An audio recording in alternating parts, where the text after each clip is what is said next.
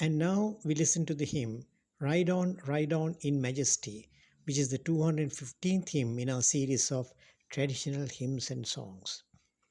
This is a hymn written by Henry Hart Milman in 1820.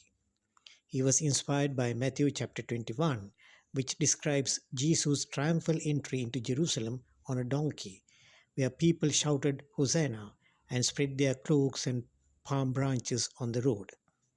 It is a hymn often sung on Palm Sunday. Henry Hart Milman was a successful playwright, professor of poetry, historian, and theologian.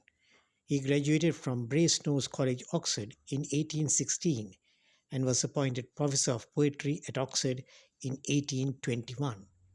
He died at the age of 77 in 1868.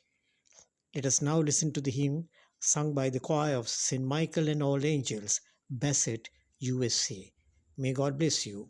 Amen.